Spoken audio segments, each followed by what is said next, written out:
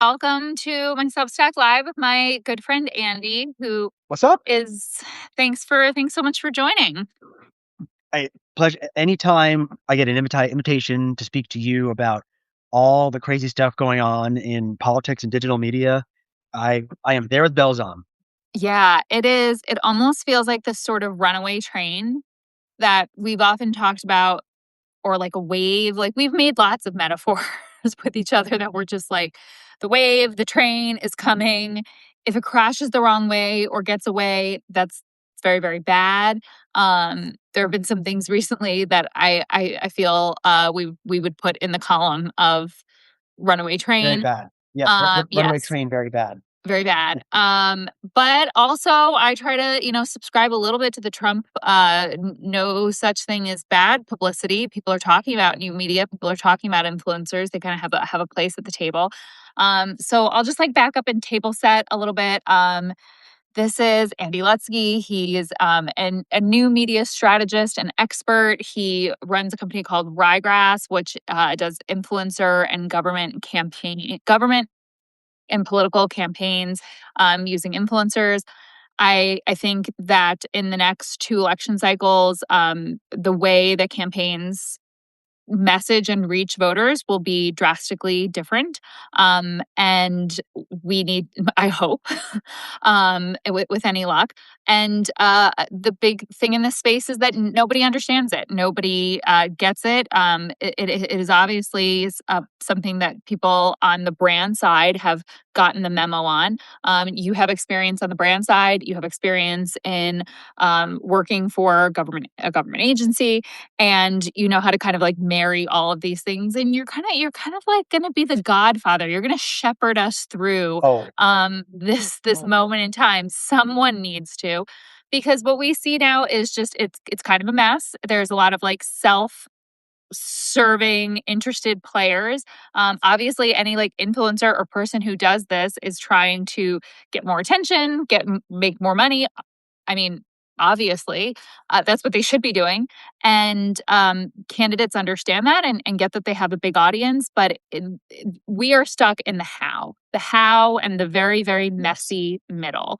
yep, So you and I yep. spend a lot of time talking about this to each other all the time, every week. All the time. Yes. And our frustrations are the places where we feel like we're seeing some wins and some gains and some people and places and folks and organizations doing it right. And we've just been saying for a long time, we need to just have this conversation where those that find it interesting, whether you're an influencer, you are a candidate, you work for a campaign, or you're just somebody who's interested about the intersection of new media and politics, this Gab Fest is for you. Uh, Great to be here. That was a wonderful introduction. The godfather of all this. I need to put that in a t-shirt Yeah. or on like a thing to put right here in my background. Yes. I um I I want to start with um, reasons for optimism because I think in this I like that. conversation, in this big conversation, it is very easy to uh to I mean, we are surrounded by the reasons for pessimism and feeling bad about this all, which are very real. Let me be clear, very real and all around us. But um, there were reasons for optimism last year, and there are more reasons for optimism this year. And I want to the point of where you were taking this. I want to keep those reasons of optimism in the tools and the technologies and the ways of doing this. Um, Last year, the big reasons for optimism were, Liz, you and I were having conversations with operatives and players and campaign folks, and the initial feeling in November and December of 24 was like, oh my God, like we are so far behind. We don't even have the tools to do this. We Mhm. don't even understand it. And like we were able to very, very quickly make it clear that like, no, the tools exist. The Yeah. tools exist. They are here. We know how to use them. We have access to them. We're not locked away from them. There are many people making really good tools that are here and available to us right now. The reasons for optimism now, uh, over the last 10 to 12 months, the people who have needed to do their homework are doing their homework. Yeah. And we're able to have conversations about digital media and um, influencers that are meaningfully more sophisticated than they were even 12 months ago. And I don't want to say Yeah. everybody, because there are still some very, very, very important uh, people in power and general categories of people in power that are still very much not there. But there are many people who uh, need to need to be able to speak more fluently about digital media and influencers that are doing a much better job of that than they were uh, even in the middle of last year. So that gives me a lot of hope that things are at least going in the right direction. Now, I think what we're going to talk about a lot here is many of the things that need to continue to happen. But I wanted to say that because it's very easy to get stuck in the mud of how bad things are, and it's true, things are bad. But uh, there is help and there is hope here, and I really believe that uh, there's a much better chance for better outcomes than there was even 5 or 6 months ago, as far as the way people are talking about this stuff. Agreed. And I think the reason for hope is that if you're whether you're a voter or whether you're a candidate, the hope is that this works. This is a way to reach voters. If you're a person that's like, God, Democrats are just not meeting the moment and reaching people hello where they are Mhm. on their phones, the good news is there are a lot of people ready for when they're ready. And if you're a candidate and you're ready, like we've got a plan.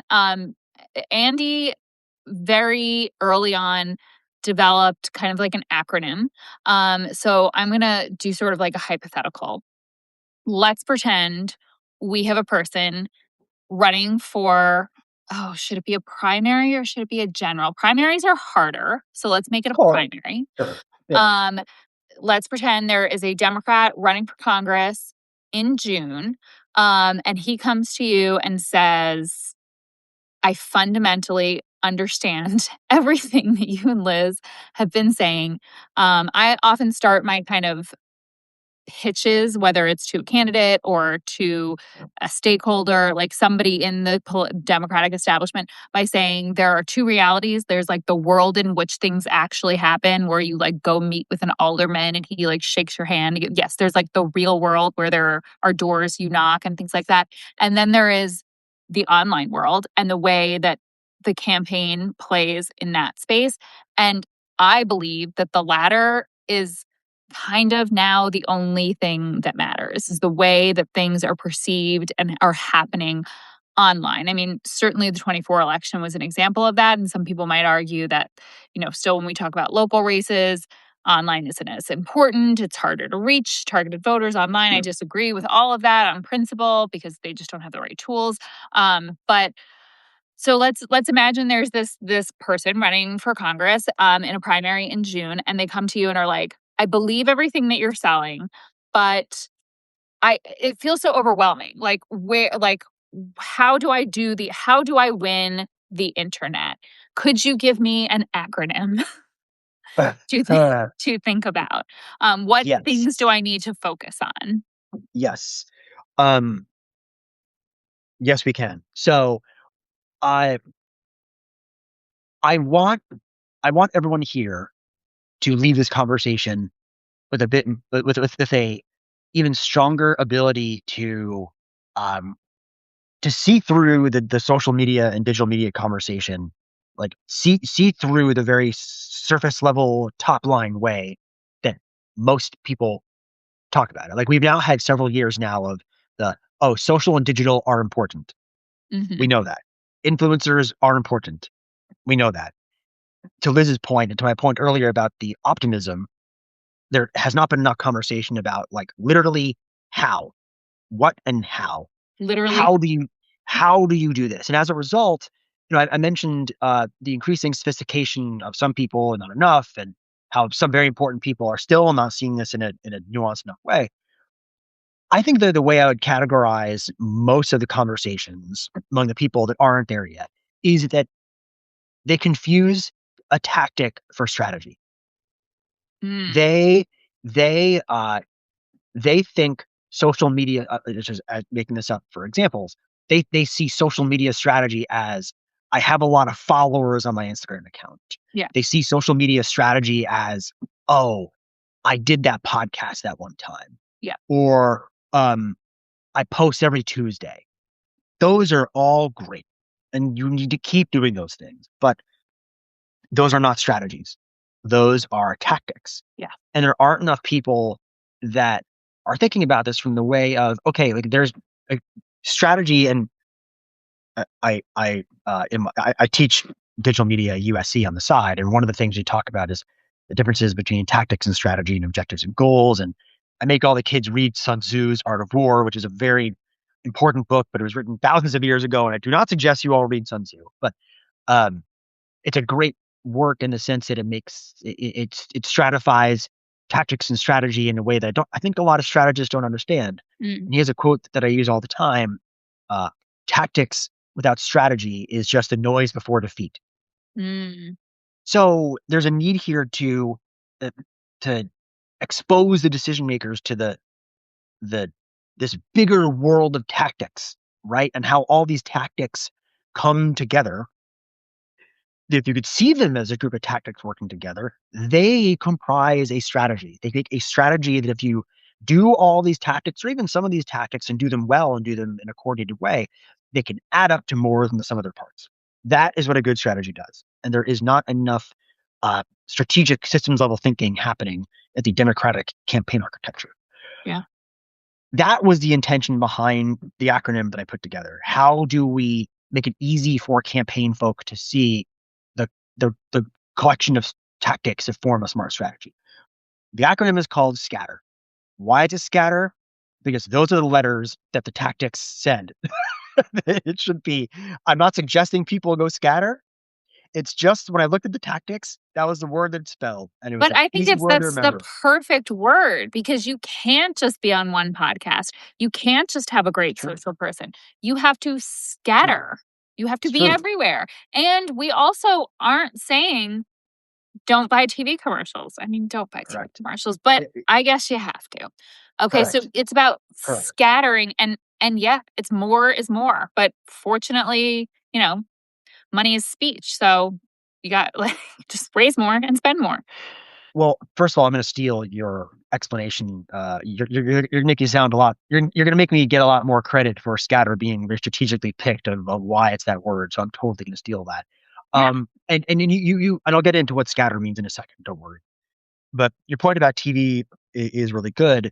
Um, Liz knows I talk about TV all the time and how the spending on TV way outruns the persuasive value, even the base reaching value of TV.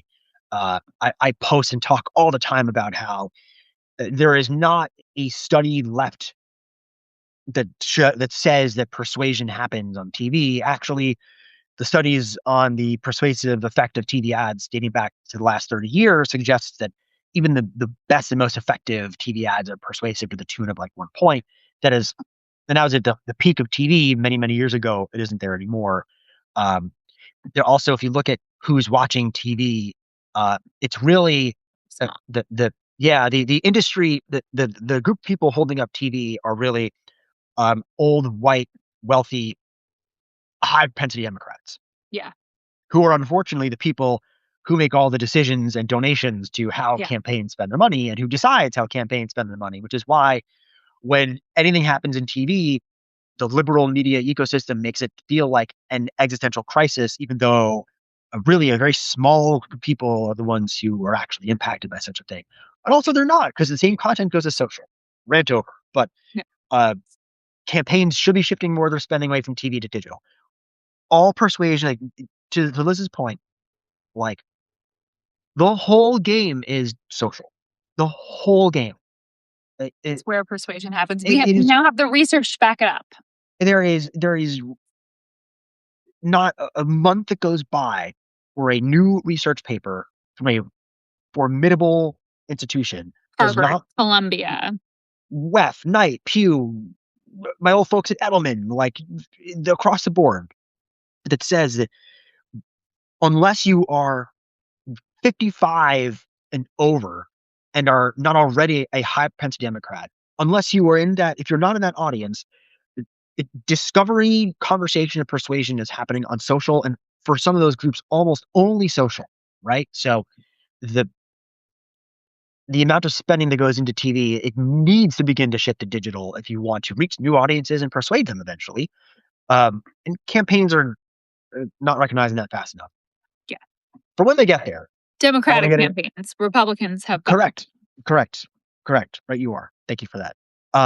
Let me get into what scatter actually yes. means, and I think that none of these, none of the tactics on their own are individually going to be breaking news or rocket science to anyone, but um, there aren't enough campaigns thinking about them as a cohesive system and how they work together. Okay, let's start with the S. And actually, what's funny about the S is this is an area where some of the most interesting innovations in campaign science are happening. So it's a quite exciting time to be talking about S. S is for self. The accounts, the social media accounts that the campaign or its PAC owns and operates on its own. Um, Traditionally, this would mean like the candidate or PAC account, right? Uh, the mistake that I would see a lot of campaigns do is think that their owned account is where persuasion happens. That isn't where persuasion happens. The For people under the age of, you have to understand, for people under the age of 45, the Instagram profile is the new website. It is a sign of legitimacy, right? That's what this is. It is legitimacy. When you see someone's name or hear a new business, people under the age of 45 will check their Instagram for a well-stocked set of posts, signals like follower count and a thoughtful bio that signals that they're real. And the step to follow someone is a huge step, especially a political campaign. So when someone follows you, they are already, especially if you're in politics, because it is a signal that they are sending to their friends, I chose to follow this politician. That's a big step for a lot of people. Mhm. So when someone follows you, they are already probably not even just convinced, they're probably like on your team, like hardcore on your team. They're gonna So proselytize about you. yeah, exactly. So what I tell candidates is to think of your Instagram followers and to a degree your TikTok followers, although that's a different beast we can get into. To think of your Instagram followers as like a new form of the media list, excuse me, the mail list, like Mhm. your email. Email is also super important. It's in the bag of digital media stuff, which we can get into if we want to. I'm going to stick this to social media for the moment. Social and digital, by the way, are also quite different. Happy to discuss that distinction. Um, Instagram followers are the new email list. These are the closest you're going to get on social to like your ride or die. Yeah. Like the people that are going to spread your message faithfully, they're going to engage with your content, they're going to share your posts, they're going to be willing to shake hands, knock on doors, volunteer for you. There's exciting new tools that we're using to actually help campaigns harness those people on Instagram Mhm. to do volunteering and things like Yep. that, which we can get into also. But that's where you're going to find those people. They're gonna go to war in the comment section for Yeah, you. exactly. 100%. Yep. 100%. But that's not where persuasion happens. If they're following you, they're already on your team. Yeah. Now, here's the interesting twist that is happening at the bleeding edges of campaign science. So, um, the idea of owned accounts is becoming something of like a cinematic universe of owned Yes. accounts.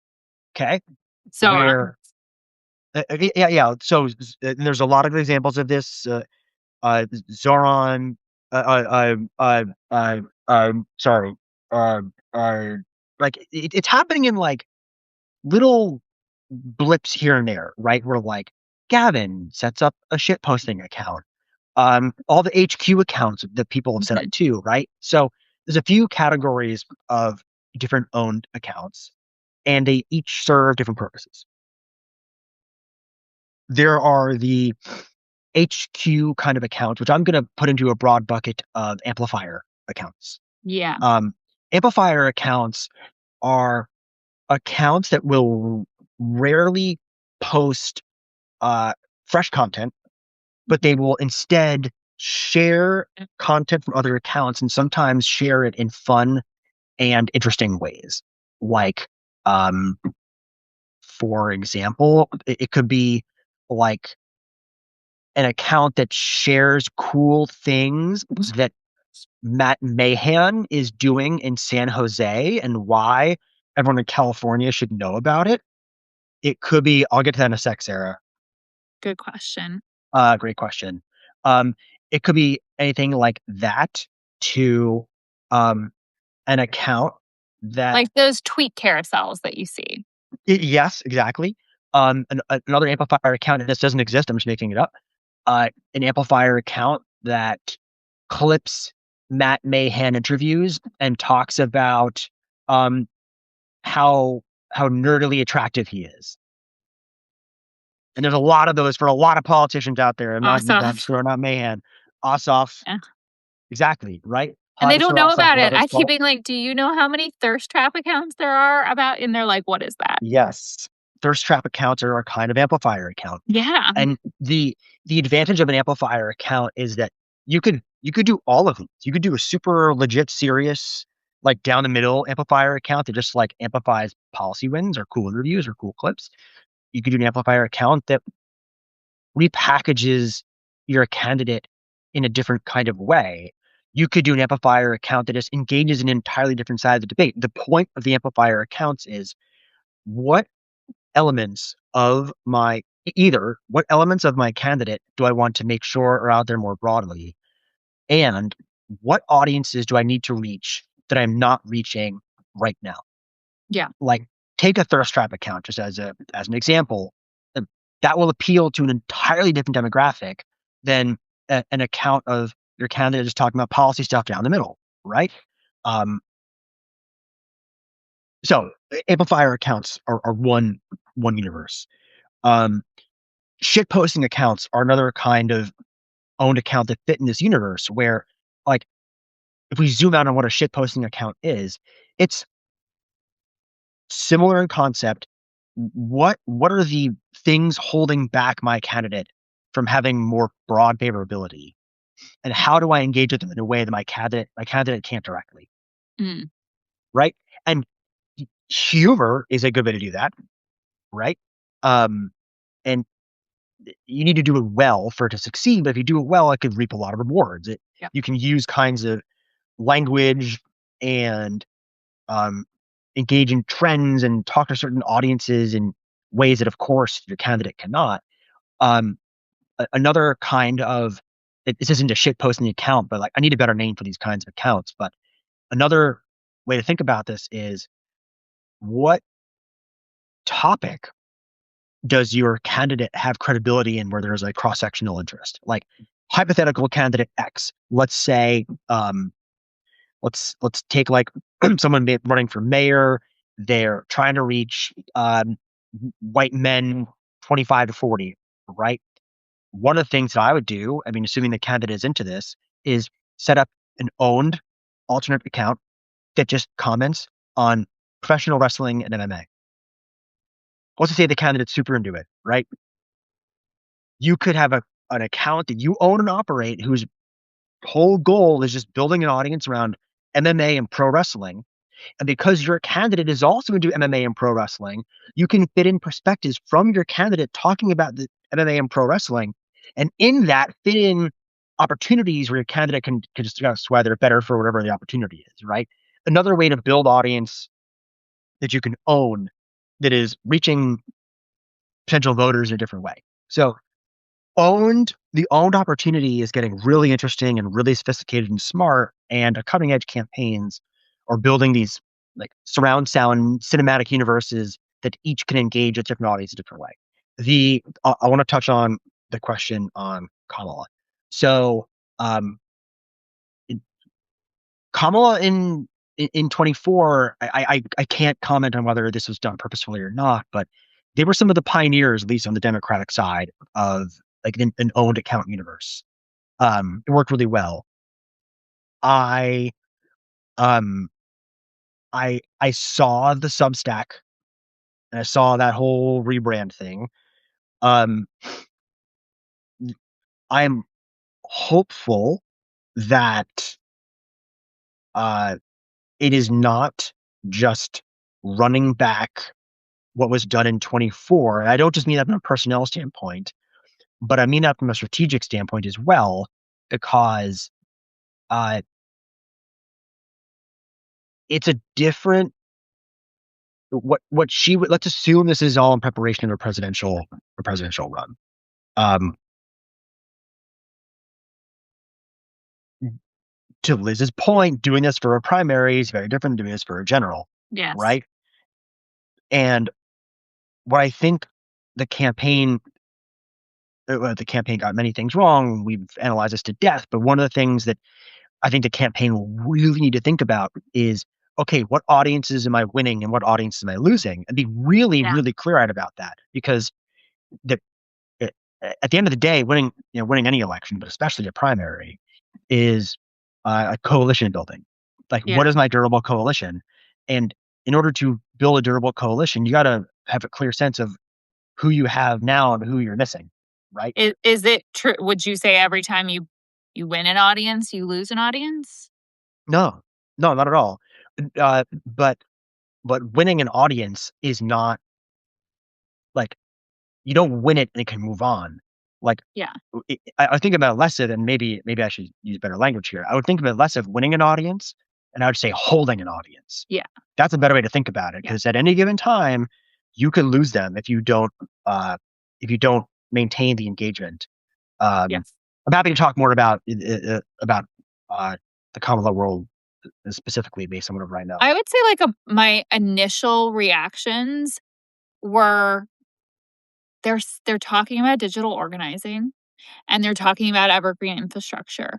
And while if I were in the room, I may have dressed it a little different. I may have explained it differently or more. Part of me feels like it was kind of intentionally opaque. Um, but Mm.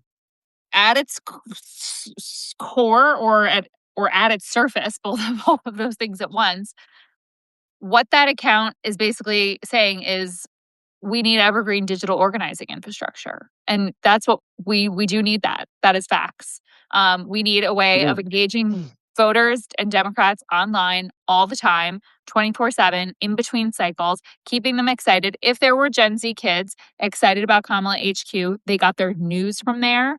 They got their way to persuade other people their age from there. If they got like excited and engaged from that, yeah, it is a shame that that went away and that there isn't like an evergreen place for them to continue to receive that type of information and engagement. So I'm always of the mindset that more is more. My ultimate dream and goal in life, and I'm just going to keep saying it and hope that it comes to fruition, is that we need all of the people who are thinking and working at the intersection of politics, of democratic politics and social media and new media to regularly come together and meet in like a council situation. I think the DNC should sponsor it. Just literally make a flyer and buy a room, you guys, and I will get the people there. And what's the goal? Communication, like building this, shaping this so that it doesn't become like the cesspool that is the other side. By the way, a lot of people like miss this in the whole Charlie Kirk thing of what he built and what he did and how he pulled people down this rabbit hole. It likely led to his death. Like, so then this is like an internet conspiracy, but there's real danger here if you don't get this right. You know, this is mass communication, this is mass persuasion, this is emotional. Um, we need to do it because if we keep sitting it out, the other side is winning. But we also need to do it right because um obviously they had like no guardrails for like the truth and or dealing with the very real, and then we can get into kind of like the Texas drama of it all, the very real. In these are people, right? You were talking about reaching people and everybody sort of has a democratized microphone. Like it could go very bad very fast, which I understand is why a lot of campaigns are like, no, I don't want to, that sandbox looks crazy. I'm not going to play in it. Right. So I think the way to we need to create some rules, or at least norms in the sandbox. I, I between that and also the question in the chat. So your point about that this should sit somewhere, they should all get together. Um, what we're talking about here, and the scatter, um, the scatter acronym we're talking about here ties into this. Look, my company, we work with campaigns and PACs. It's great work. It's necessary work. This should also, you have great questions, Sarah. This should really be happening in an infrastructure outside of a campaign. Yeah. Because what you're saying, Liz and Sarah, this ties to your question, and I have more answers about this in a moment. To do this well with effect and to create lasting change, the way ca- electoral campaigns are funded and funded up and funded out, and that's just how they are. That's cool. They're the wrong vehicle to be funding the building blocks of culture and conversation change. 1000%. Because they're just not built. And Connell HQ is a good example. Like, and I don't fault her campaign on this. When the campaign ends, the funding and staffing for those channels goes dark. That's just how it works. But the the way it works on the right side is that these like building blocks and these channels and these people, they're not tied to a campaign. They participate in it, but they're funded elsewhere. Right. There's an outside ecosystem that funds and supports them so that they are durable beyond the scope of a campaign, which allows them to not be tied to one individual's winning or losing. There's there's elements of this and scatter and all digital media outside of social that should absolutely be funded durably outside of a singular campaign infrastructure. So the things that I'm talking about for scatter, a lot of these are just good things a candidate should do to win a race and become more known by their constituents. Sarah, your question about um, the the issues with TikTok content in particular, I do want to get to that because you're touching on a point about like the future state. Yeah. And like we know what this is now. We could talk about how we got to where we are now and where's this all going. I do want to get there. Let me quickly just get through the elements of scatter just so people can leave feeling like we have a playbook. It's actually available to us. So I'm glad we talked about S because that's where a lot of interesting stuff is happening. C is clippables.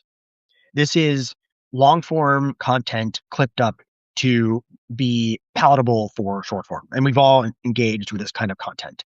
This this to me is like the social media equivalent of like earned media these days, where like Yeah. how far can you distribute your long form appearances?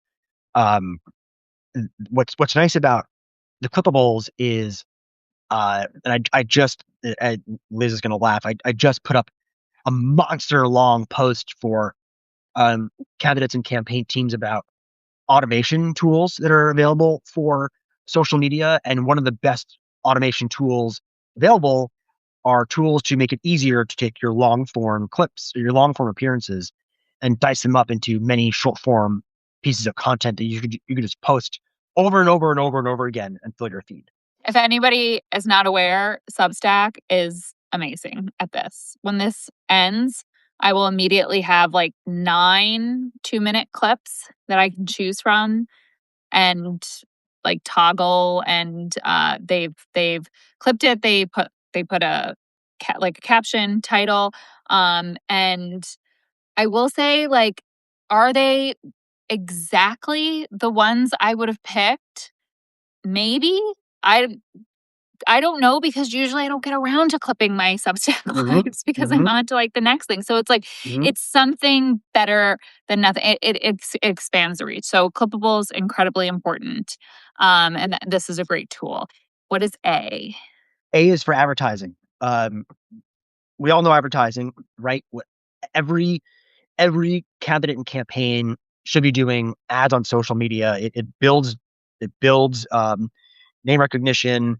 It, people people engage with ads. I know it's hard to believe Yeah. sometimes, but people engage with ads. They help you test messaging.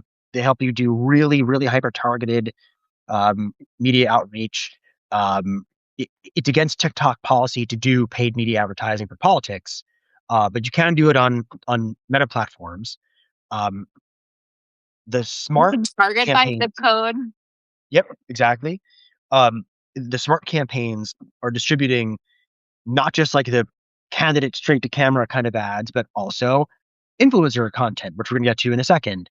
Influencer content is the best performing advertising inventory in the world, whether you're in politics or government or you're a brand. Um, Sounds like we're more interesting to watch. and they're more interesting to watch and more engaging, usually more personalized. So that's the A. There are two T's. The first T is for trends, like trend watching. Um, Most politicians think messaging, the most effective messaging happens top down. That is incorrect. The most effective messaging happens top up. And that is like literally social media. Social media is bottom up messaging that if enough people engage with the bottom up message, it bubbles up to the top. And when Mhm. it gets to the top, the elites will see it and engage with it. Yes. So what a trend, there's some great software that does this well. It's been in existence for 20, 30 years. The ability to listen to what's going on social media, see what topics and language is trending with your audiences, what messaging you can adapt to your own language, what topics you jump into, and what issues are popping up that you need to address. And we're going to get to that in the R of scatter. So that's the first T. The second T is trusted messengers. Local non-political influencers. They are the best persuasion instrument. They reach across partisan divides. They reach low propensity voters.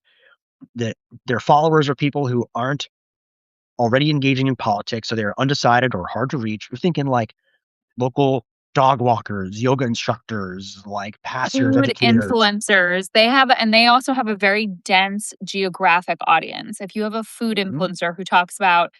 Chicago food, guess where the most dense, the most geographic density of their audience is? Hmm. Hmm. Chicago. Hmm. We've done some interesting research on this. Once your Instagram following, and I'll focus on Instagram for this, once your following exceeds a couple of 100,000, the algorithm begins to distribute your content nationally. Once your following crosses into the high hundreds of thousands and millions, the algorithm distributes your content internationally.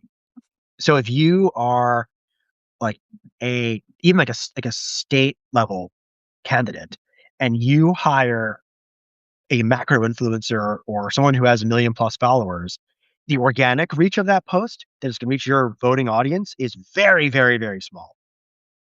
Huge waste of money. You shouldn't do it. But we're going to get to what those large people do in just a second. Um, these are the proven persuasion instrument. In full disclosure, this kind of trusted messengers is what Ryegrass specializes in. Happy to talk more about that. That's the second T. E is a category I call endorsers, and endorsers are where these larger following influencers, particularly large following political influencers, fit in. There are many folks in the influencer space who work with these kinds of large following voices. Many of these companies are awesome. They do great work. Many of the influencers are awesome. I've met them. We need more people who do this kind of stuff, more companies who do this kind of work.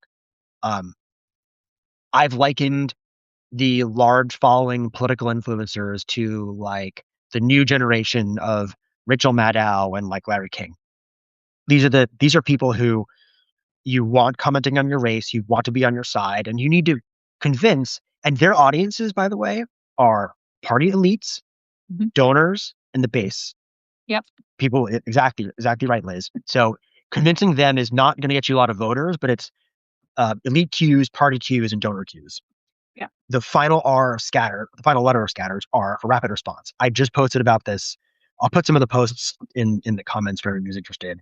Um, Rapid response, social media rapid response specifically, is now a must-have instrument.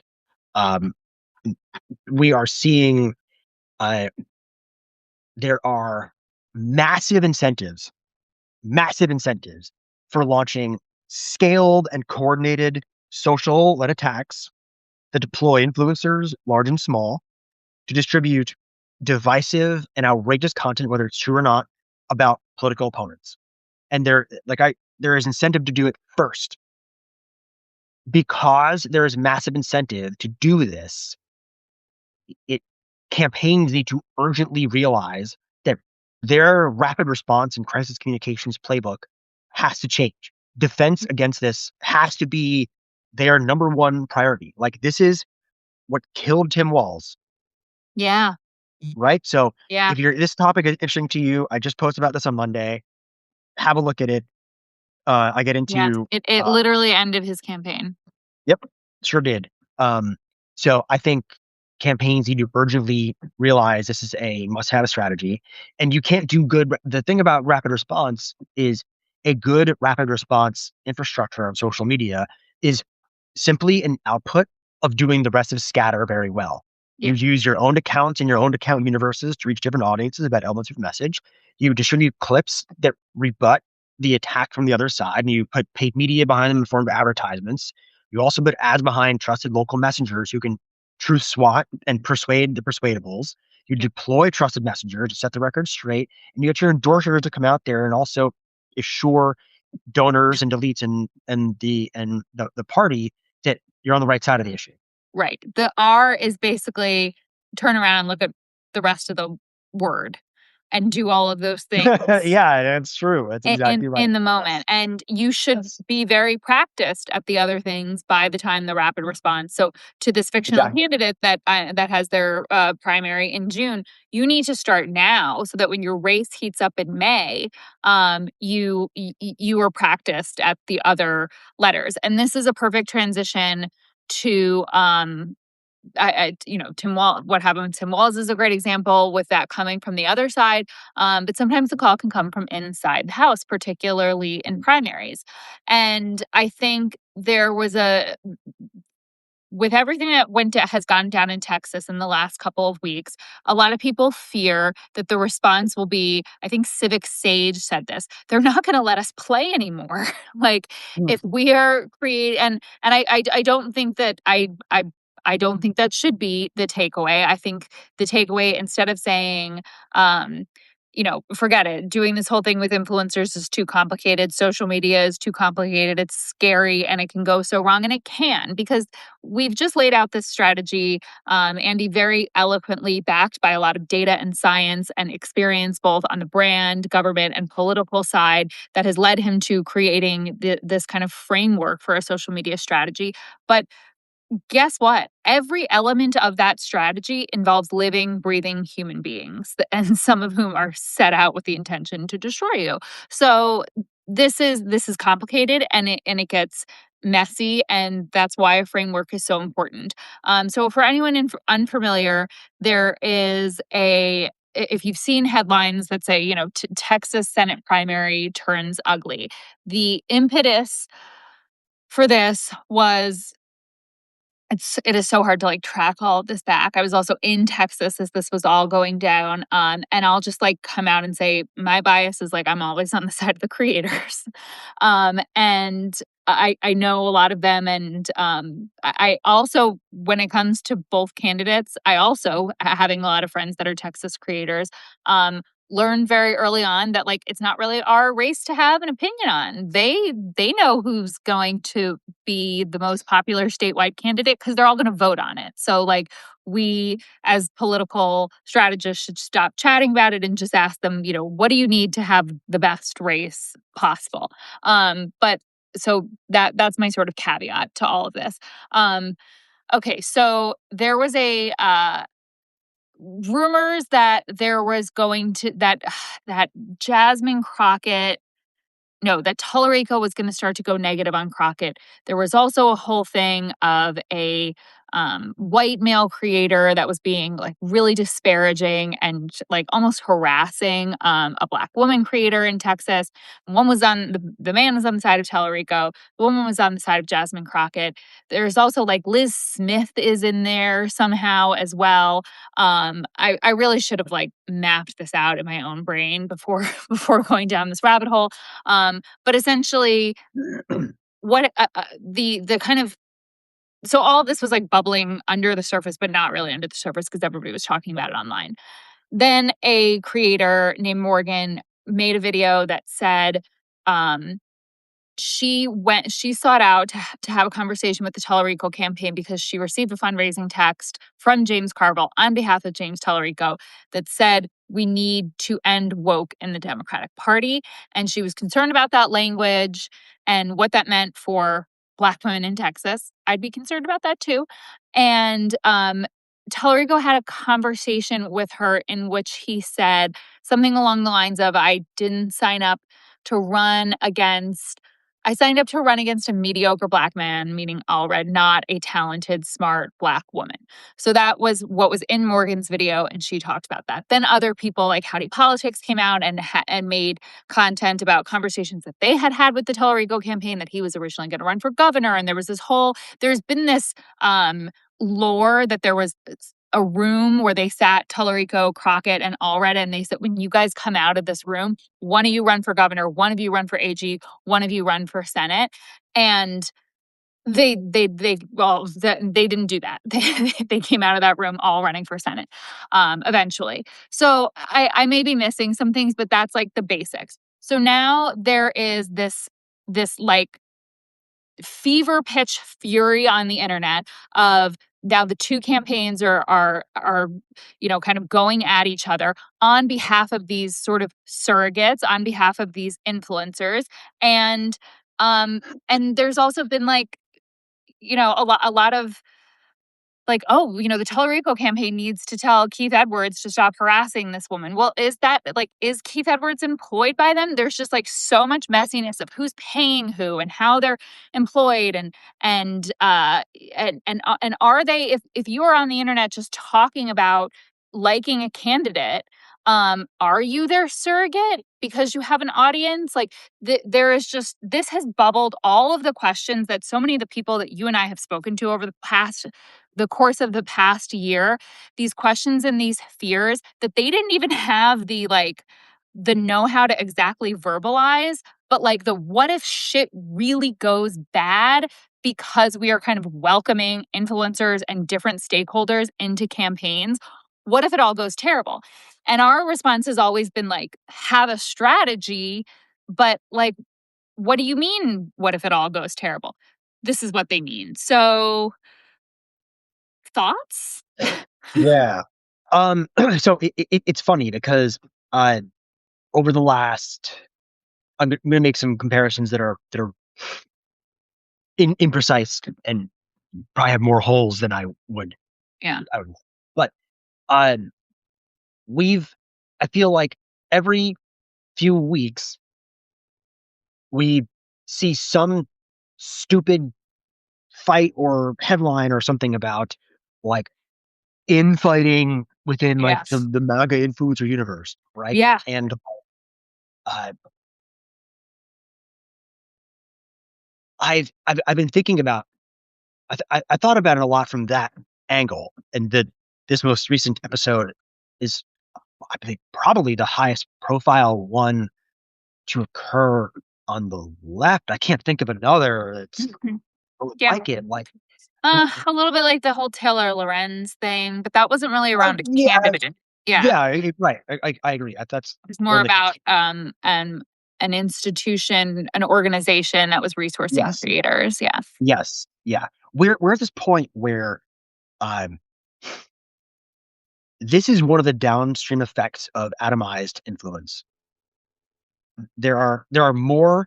There's just more people who matter, and they are at further length. And like this is Liz, you know one of the the number one challenges of convincing campaigns to do these kinds of strategies is the distribution of control. Yes. And uh, it, to the point of what the Talrico campaign said in the retelling, like they don't control these people. Yes. Is it their place to tell these people how to act and operate? Like you could even play it out and wonder, well, if they do that, uh, do we want that? Like, do we want these campaigns dictating how to act and operate? Because we're all on the other side saying that the benefit of these messengers is their authenticity, Yeah. or like there's tension in like the authenticity of how they operate along with the way we want them to act and talk to each other. Um, I, it, Sarah, you're touching on a point which makes us very uncomfortable. Um, it would be one thing if this was uh, two white candidates, Yeah. and Yeah. it's not, and Totally. that um, that that makes it very uncomfortable. Um, I uh, I don't think it's a place of the candidate to be telling creators how like what to say and not say. I would like candidates to signal the kind of campaign they are running and the kinds of values that they have, right? Like there's ways to there's ways to make clear the kind of program you want to run without dictating to people how to say, operate, and act. Yeah. One of the I want to say this carefully. One of the best parts of how this is occurring on the left is there are shared values that are emerging Yeah. among winners. Yeah. And I want to live in a world where we're doing this in a way where we can agree on values we want to run our campaigns with. And Sarah, you asked a question earlier in the chat that I want to get to about future states, because one of the things that I think about a lot are defending ourselves against a future state of digital media where our opponent acts without values. Well, I mean, they already do. That that's And I that's what I'm mean, saying. Yeah, and I'm not this saying it's is, not. yeah. That is what that is, or without values maybe too strong. We could say though we know clearly what their values are. Right. The willingness to use digital media tools, like they understand. There was a great post earlier today from I want to get this gentleman's name right because I commented on it, and I encourage folks to read Don Moynihan. He had a post earlier today about how um, the ways which on the right they're using digital media to like to fool and trick people using like essentially slop and high engagement rage bait to get people to capture attention, and how bad that is. And I agreed with him, but I also said another way to look at this is going back to the point of scatter. Look at this like a tactic. The tactic the tactics are driven by what the incentives are. What what what persuades, what captures attention. Mhm. And Sarah, this is getting to your question you asked earlier. The incentives are that the things that capture attention are the things that are most effective in social media. We know what captures attention thanks to years and years of research on the algorithms. Um, Rage bait, Conflict. arguments, it's conflict. Um, so uh, what's happening on the other side is the use of those principles, building digital media programs around those concepts, and they're highly effective. Nuance and harmony are not going to You get want you me, don't engage a well. lot of views. Those The reason why everyone is talking about this, I mean, no one was talking about, well, people were talking about this race, when she got into it, but no one was talking about how hard the two of them were working and how until now they had not gone after each other negatively. Like that doesn't get attention. We know this. This isn't just a principle of new media; it's media in general. If it bleeds, it leads. Um, but I think you're so spot on with like this is a uniquely democratic ecosystem problem. Um, and I'm going to say this like very carefully, so listen to the whole thing. This would never have happened on their side. I'm not saying we should be like their side. I'm glad in some ways. I mean, I don't wish like harm or pain on anyone, but I'm glad in some ways that this happened and happened very publicly and captured the attention of traditional media and a lot of people in campaigns because we have to kind of figure these kinks out because they never had to figure this out on the brand side or on the right because it wasn't a problem because commitment to values and doing what's right and advancing racial equity and looking at nuance and marginalized communities and all of not a priority for those other two sides. The priorities are like make more people vote MAGA or on the brand side, like make people spend money and they don't have to deal in the mess of this all. Um so but we have to kind of come up with ground rules, solutions. If you were to say if you were to tell, the Tellerico, the Crockett campaign, although I kind of feel like Crockett is kind of like she herself and her campaign have not really waded into this.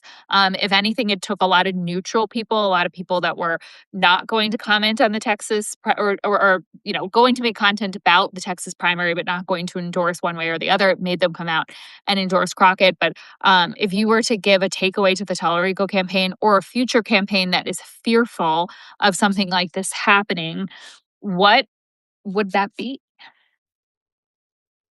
What's the lesson here?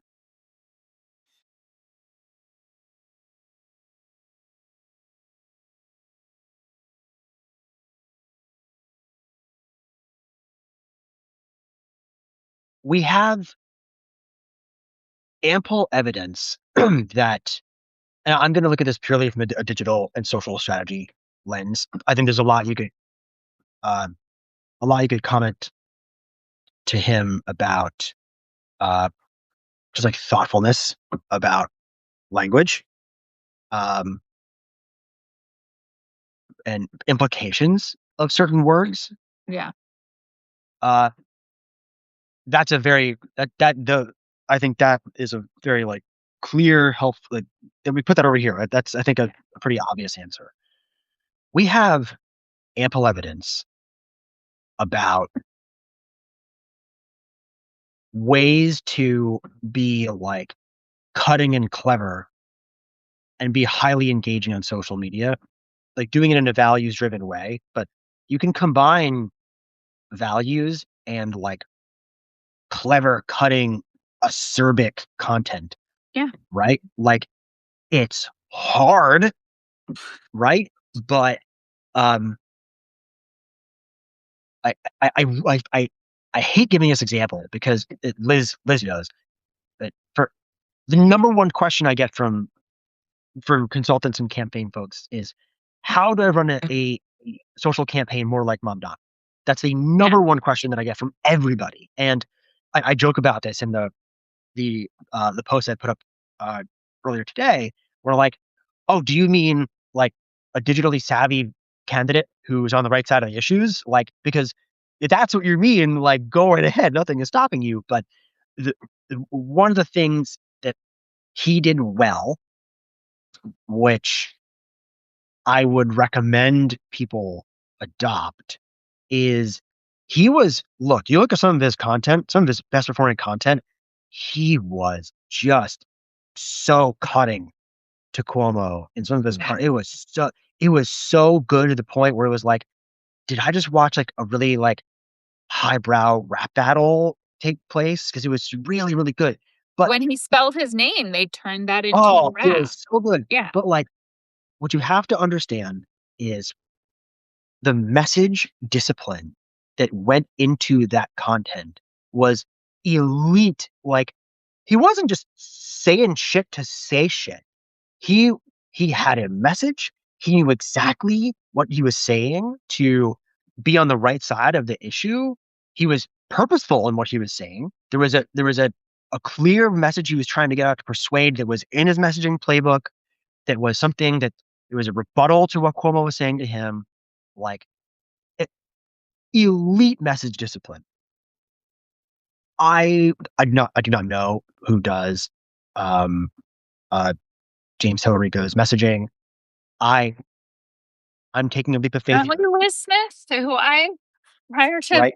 well, she apparently she was also working for Cuomo, so maybe her I'm taking a tangents leap of faith here passed. that calling Con Allred mediocre is probably not on page one of James Tallarico's messaging. Like, just like a shot in the dark here, Yeah. right? Like,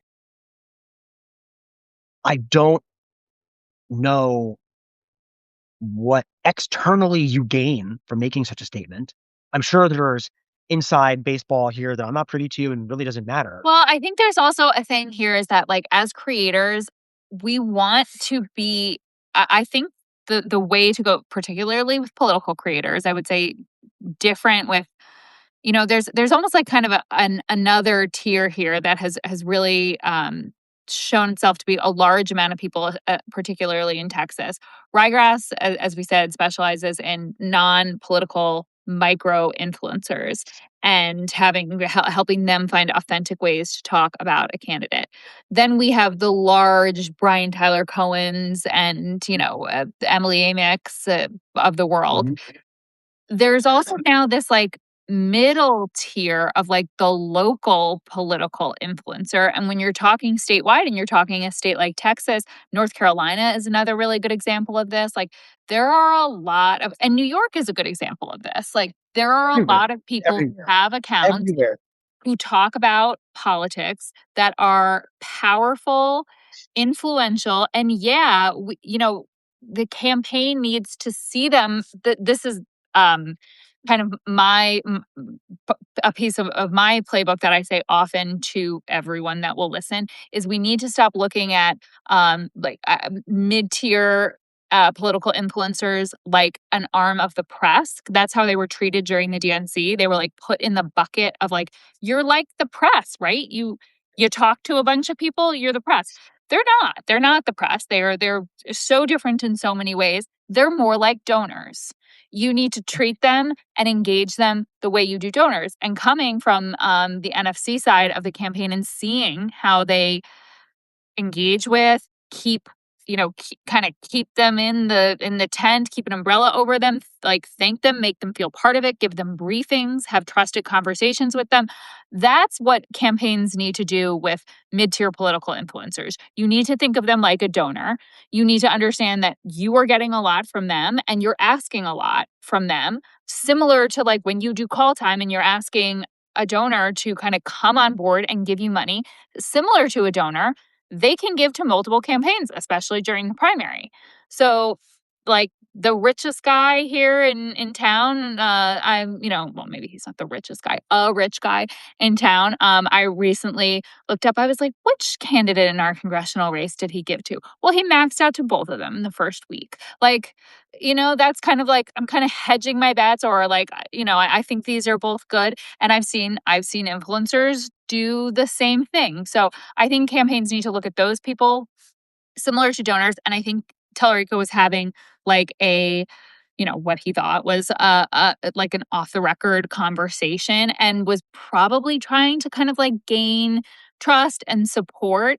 But again, if you had said that to a donor, they could repeat that to everyone as well. So yes, I think, even in private conversations, having message discipline or choosing your words carefully is important. But is the lesson don't don't play in the sandbox? No, the lesson is to understand you're always playing in the sandbox. Yeah. Like, it look at this from the creator's like, and I love your point about if you said it to a donor, they could repeat it to somebody. Yeah. If you said it at a in-person event, they could have repeated to somebody. What was the difference between? I mean, there's a big difference. Don't get me wrong, but like saying it anywhere beyond a room where you're alone, like you'd said it out in the wild and somebody was recording you and posted it. Like that doesn't mean that you shouldn't ever go in public again. Yeah. I I just I am I am allergic to these answers where the answer is like, how can I have an answer where the answer isn't, I just need to be accountable and thoughtful about what I say? Like, Yeah. you Which I always think need to be his accountable and thoughtful about I what you think his say. statement was like I don't I feel like he's not a bad guy. I think he maybe recently made a few bad choices in rapid succession. And maybe some of those choices are hiring Liz Smith, saying the word mediocre to describe a black man to a black woman, and then to kind of be allowing people to be messy and problematic on his behalf without like denouncing them, telling them to stop. And also, by the way, like Kamala wasn't in charge of every single person on the internet that rode for her. So, Bernie is in charge of the Bernie Bros. right, exactly. Who are so problematic. And so I think it's understanding that you can't control everyone, but if Tellerico had in place a very smart, well thought out strategy where we had organized who are your non-political messengers, who are your large endorsers, who are those mid-tier donor like influencers, what do you know about them? What do you know about what they think about it? Just to be more in it. And I think the lesson, not to, I know I asked you the question, but not to answer it. I think the lesson is not to run away, but to dive in. This is happening whether you like it or not. This is the new way that persuasion happens. This is where campaigns are going, whether you like it or not. If you're a consultant, a candidate, like the train is a coming. We have the data to back it up. We can show the campaigns that embrace this are the ones that are going to win.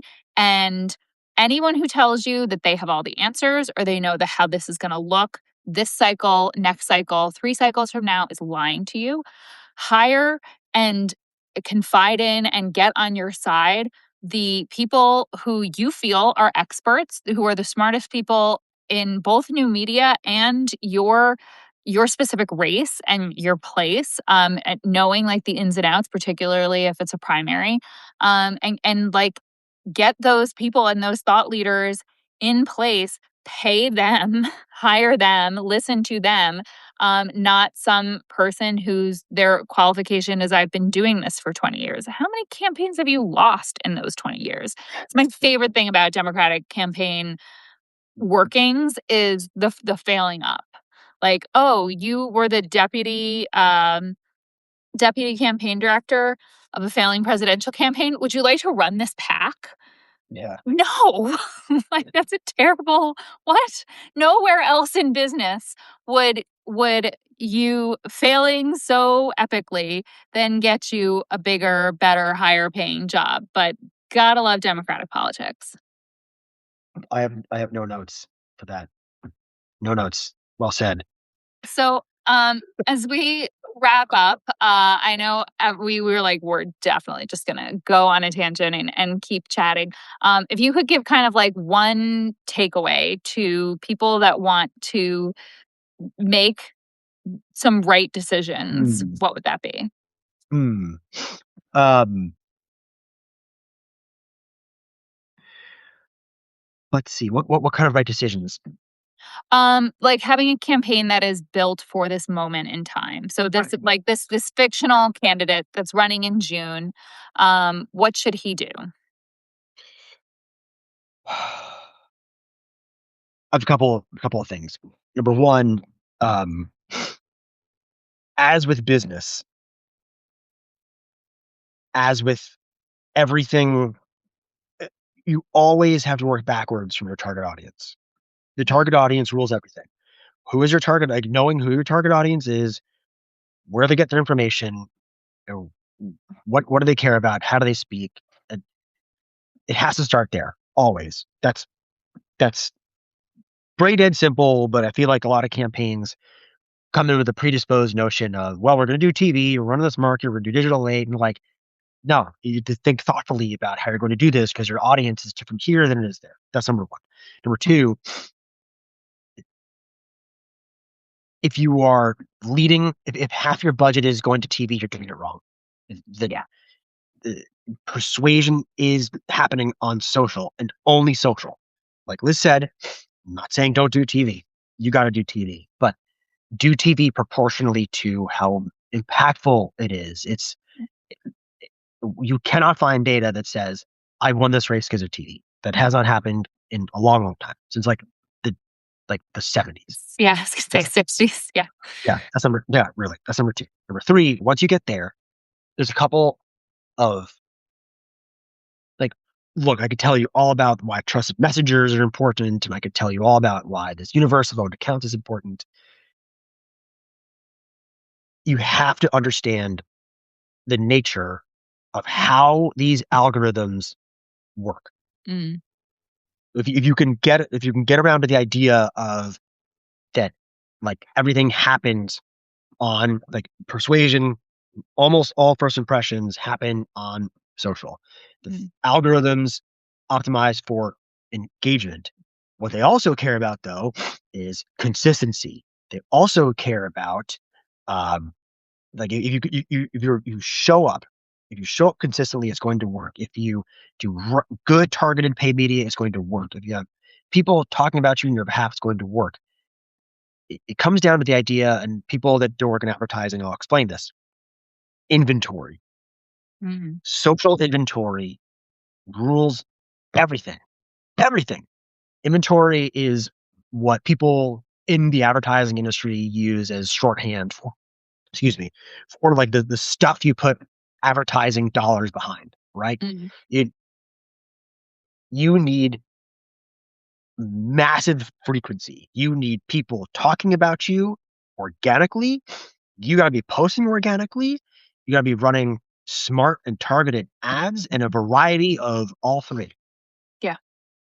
If you can do that, you will be more persuasive and more effective than 95% of the campaigns that are out there. Yeah. And you will be better with your money. And you know what? You'll have not only have better metrics, but you'll have better tools to measure how effective your programs actually are. Yeah. So, um, those are just like the bottom, the absolute starting point basics. And from there, just do a few, like, just do things well. If you can do a couple of things really well, again, you'll be better than most campaigns.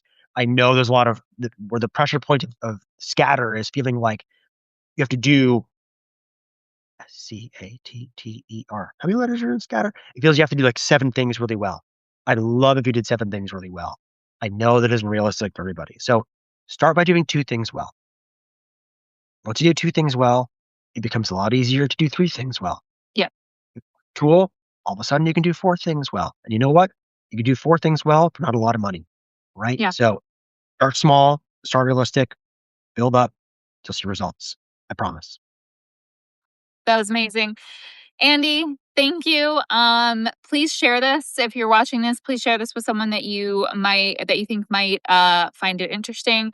Particularly, we've spent a lot of time doing donor education and then telling the donors when these are people that could like set their watch by call time.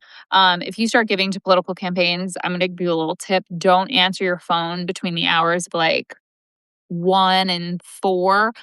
They're calling to ask you for more money.